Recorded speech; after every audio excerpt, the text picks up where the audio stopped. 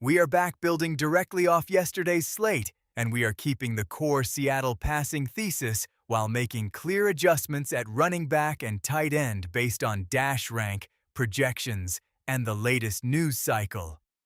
Quarterback first, no change. We are sticking with Sam Darnold at 16,200, dash rank 100, projected 18 against New England, who have a tough defense overall. He is about 0% owned with 15 fantasy points per game and recent scores of 30, 9, and 9. The Y is unchanged from yesterday, ceiling through correlation with Jackson, Smith, and Jigba, and the contract headlines continue to support that path. Multiple pieces this week detail JSN's 4-year, $168 million record extension that reset the market for wide receivers, and that kind of organizational signal concentrates targets, which boosts Darnold's ceiling. We are also keeping Drake May at 16,500, dash rank 99, projected 21 against Seattle, who have a tough defense overall. Ownership remains about 0%. He has 22 fantasy points per game with 16, 17, and 19 in his last 3. The Y is structural leverage and news-backed confidence. Coverage has highlighted May's Super Bowl LX run, and that New England is reshaping the quarterback room this offseason, including moving on from his backup, which stabilizes May's role and makes him both a bring-back to Seattle stacks and a standalone anchor in balanced builds. Running back is today's biggest change. Yesterday, we pivoted down to Trevayon Henderson for salary relief. Today, we are moving exposure up to Kenneth Walker III at 14,700, dash rank 82, projected 16 against New England, who have a tough defense overall. He is about 0% owned, averaging 12 fantasy points per game with recent spikes of 21, 39, and 17. The Y is role clarity and big game profile supported by news. Reporting out of free agency and team coverage confirmed Walker's move to Kansas City and framed the Chiefs' strategy around him, and multiple pieces keep referencing his Super Bowl MVP performance, which matches the spike week data we want. Even in a tough matchup, that combination of explosion and red zone equity is worth the salary in tournament builds. If you want a value side hedge in New England builds, we are adding Ramondre Stevenson at 13,200, dash rank 82, projected 16 against Seattle, who have a tough defense overall. He is about 0% owned with 13 fantasy points per game and recent outputs of 7, 12, and 16. The Y is touch count and goal line equity at modest ownership as a bring back to Darnold stacks or paired with May. The team has consistently invested in him, and recent features revisiting his draft day value and career arc support the expectation of stable usage. Wide receiver, our flag stays planted. Jackson, Smith, and Jigba at 11,100, dash rank 100, projected 27 against New England, who have a tough defense overall, remains our core spend. Ownership is about 0%. He is averaging 23 fantasy points per game, with recent scores of 34, 11, and 14. The Y is elite role security, correlation, and signal from the news cycle. The record extension, covered across outlets including Essentially Sports, validates that Seattle will continue funneling premium volume to him. That keeps the Darnold to JSN stack as our clearest ceiling path.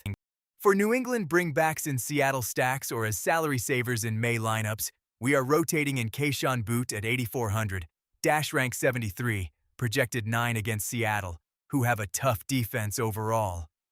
Ownership is about 0% with 9 fantasy points per game and recent scores of 2, 17, and 11.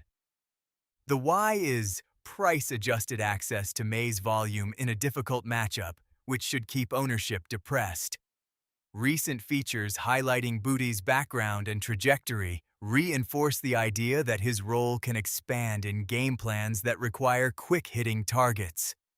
We are also adding Mac Hollins as a value bring-back at 5,400, dash rank 73, projected 8 against Seattle, who have a tough defense overall.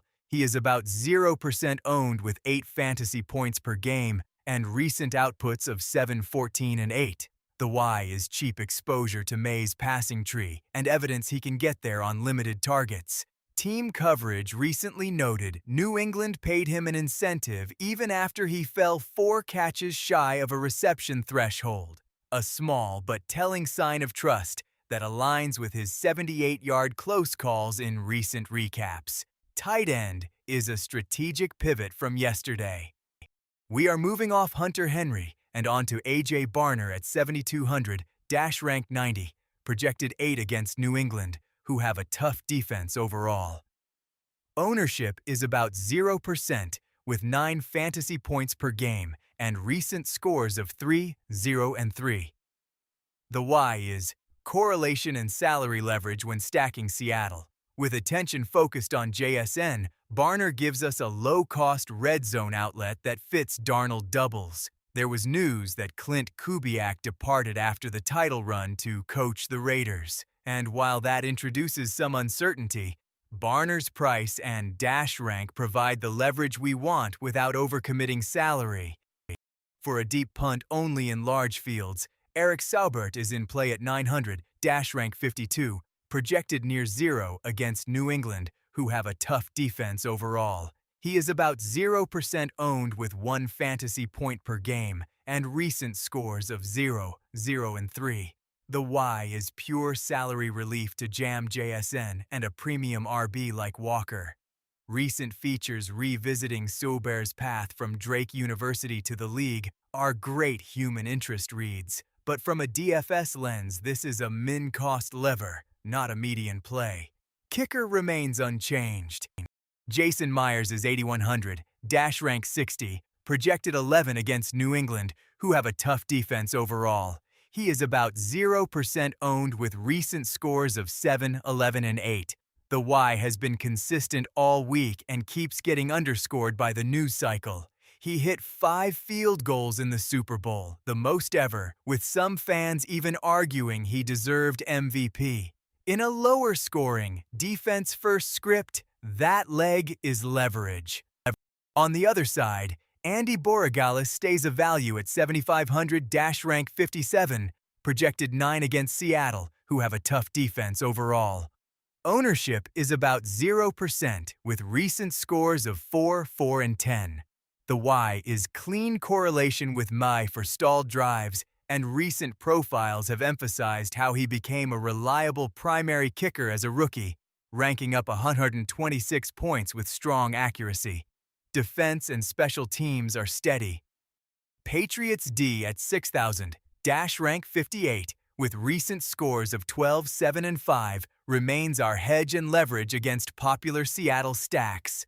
The Y is unchanged. If we build heavy Seattle, this hedges the portfolio. If we fade Seattle, it is direct leverage on a quarterback who will push downfield, increasing sack and turnover variance. For pure salary relief, we keep the Seahawks value at 4,400 in the flex as a punt in large fields. Opponent rank is 11 who have a middle-of-the-pack defense overall.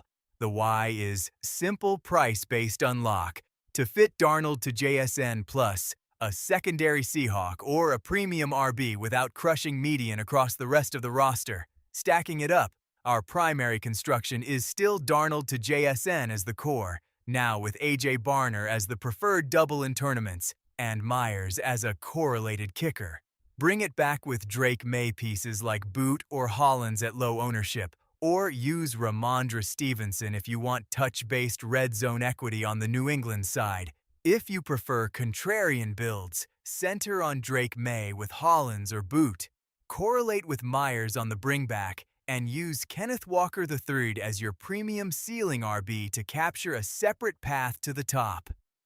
The key changes from yesterday are moving running back exposure up from Trevayon Henderson to Kenneth Walker III on the strength of role and news-backed spike potential, and pivoting tight end from Hunter Henry to A.J. Barner to keep Seattle doubles cost-efficient while preserving ceiling.